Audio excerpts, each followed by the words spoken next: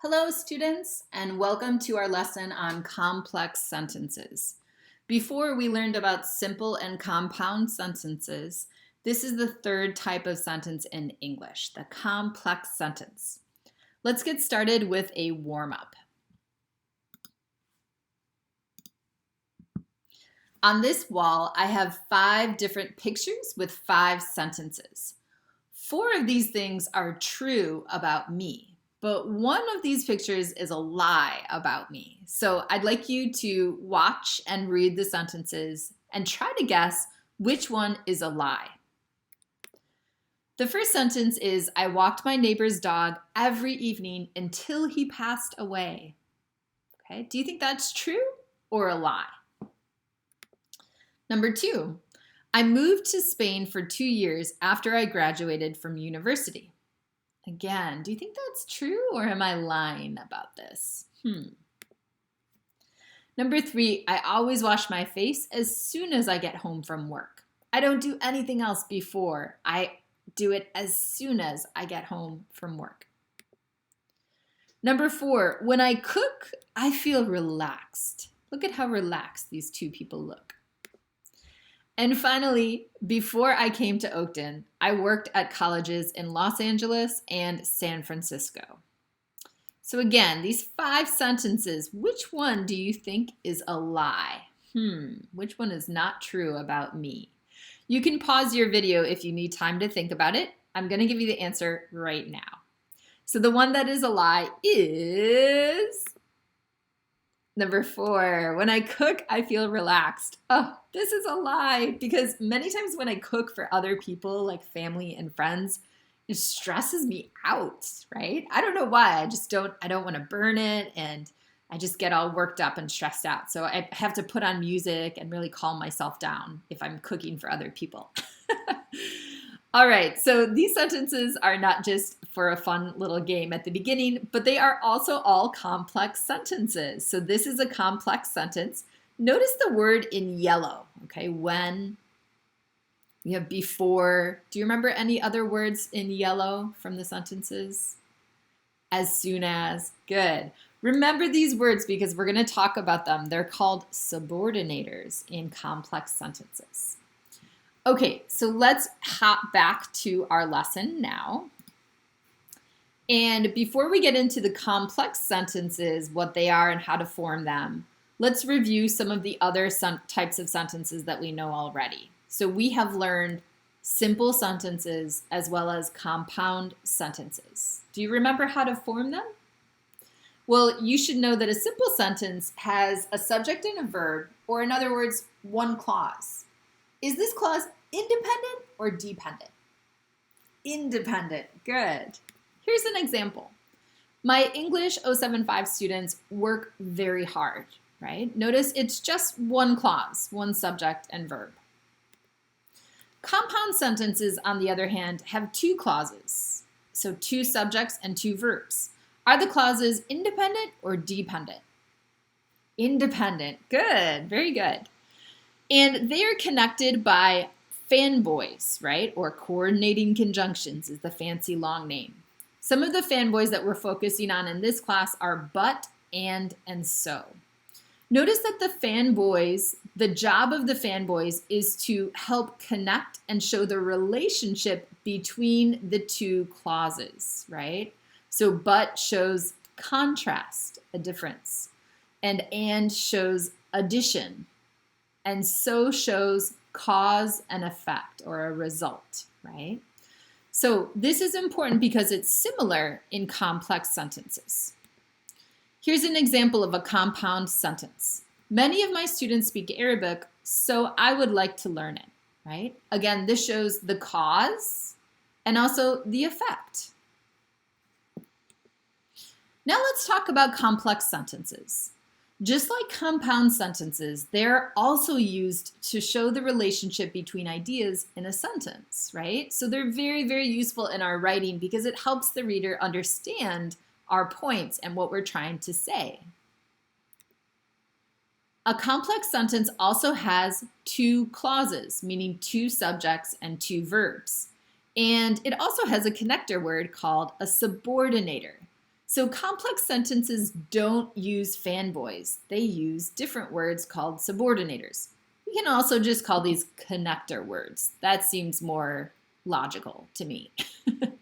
Here's an example. I always wash my face when I get home from work. This was one of our sentences from the warm-up. Do you see which word could be the subordinator or the connecting word? When. Good. So when connects the two clauses and it shows the relationship between them. When is a time word, so it shows when it happens, right? Notice that in a complex sentence, we always have a dependent clause, and that dependent clause is the one that begins with the subordinator. So when is the beginning of this dependent clause? What does dependent mean? Well, if a child is dependent on their parents, they need the parents to be able to survive. A dependent clause is the same way. If we take away the other clause, can this clause become a sentence on its own? Can it stand alone as a sentence? When I get home from work. Is that a full thought? No, it's not. It's dependent. It needs another independent clause to make it a complete sentence. So the full sentence is, I always wash my face when I get home from work. Oh, okay, that makes sense. Now I know when it happens. When you get home from work, you wash your face. Okay, notice that if we take away the dependent clause, is this clause a full sentence? I always wash my face. Yeah, that's a logical thought. That's how we know if the clause is independent or dependent. Just take away the other clause and see if it's still a full sentence. I've got a little bit of practice for you on a worksheet to practice whether it's independent or dependent clause. So let's take a look. Okay, so I'd like you to do this exercise here. Again, you can do it at home, just write down your answers, but make sure to pause the video, okay? You're gonna read each clause below and then decide if it's independent, write I, and if it's dependent, write D. I'm gonna give you the answers in just a moment, so make sure to pause that video. Okay, here are the answers. Number one,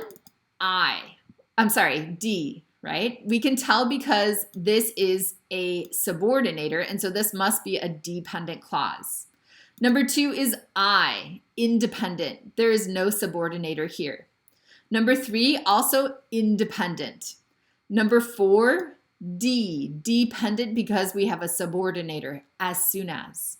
Number five, independent, no subordinator here.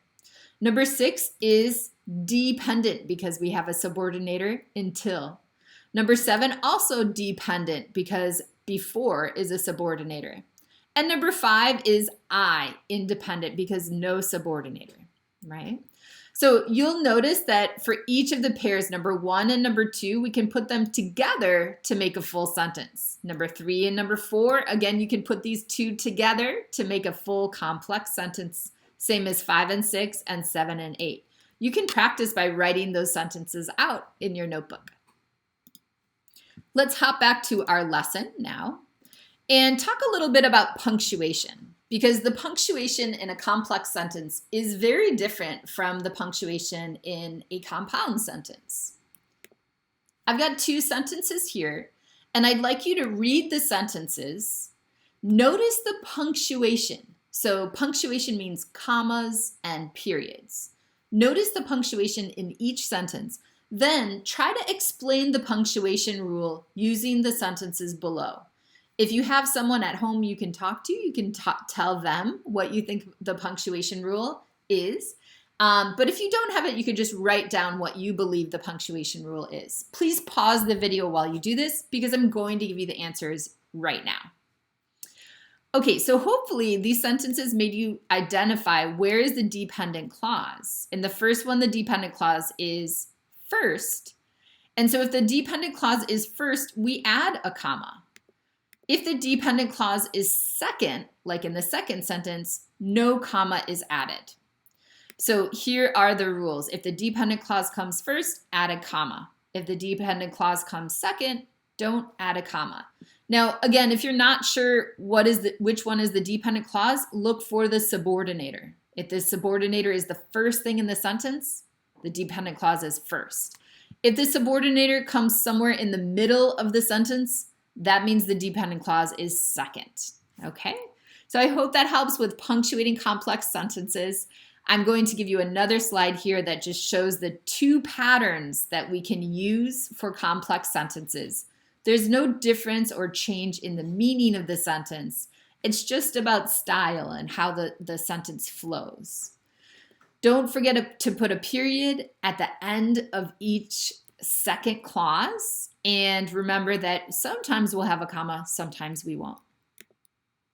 Here's a little bit of practice. I'd like you to rewrite the complex sentences below in another way. So here, for example, the dependent clause is first. I'd like you to put the dependent clause second and start the sentence with the independent clause. That is going to change the punctuation, so be very careful with that.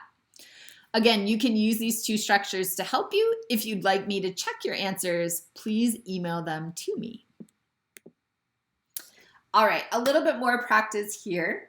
I've got the beginnings of some sentences. First, I'd like you to finish the sentence and in a way that makes sense to you. And then second, ask yourself, does it need a comma? If it does, please add a comma. If it doesn't need a comma, don't put one. So here's the first one. You can pause the video while you think about it. I'm going to give you the answer right now. As soon as my alarm clock goes off, I get up, right? So here I've added a comma, right? Remember that I also have to have a subject and a verb because it is a clause. Number two, when we have a day off from school, again, pause the video while you think about your answer. When we have a day off from school, we go to the park. Again, I put a comma here. Do you know why? Well, because the dependent clause is first and it starts with a subordinator. Here's another one. Dari felt sad until. Please pause the video while you think about your answer. Dari felt sad until her best friend called. Here, I don't need a comma. Why? Well, because the dependent clause is second. We can tell because the subordinator is not at the beginning of the sentence, it's in the middle of the sentence. That means the dependent clause is second. Okay, last one. You should do some research before, again, pause your video while you think, before you buy a house, for example. Again, I don't use a comma in this sentence because the dependent clause comes second. All right, students, a little bit more practice for you, and then we are done. Here, for writing complex sentences, it's very similar to the last exercise. I'd like you to finish the sentences in your own way. Make sure that each clause has a subject and a verb. Then add a comma to the sentence if it's necessary. Remember, it's not always necessary, okay? So I've got 5 sentences here for you. You can pause the video while you think about your answers and write them down. Again, if you'd like me to check your answers, I'm happy to do that for you. Please just email me. All right, students, thank you so much for watching. I hope you learned a lot about complex sentences. And don't forget to watch our next video about complex sentences, where we'll be learning more about the subordinators.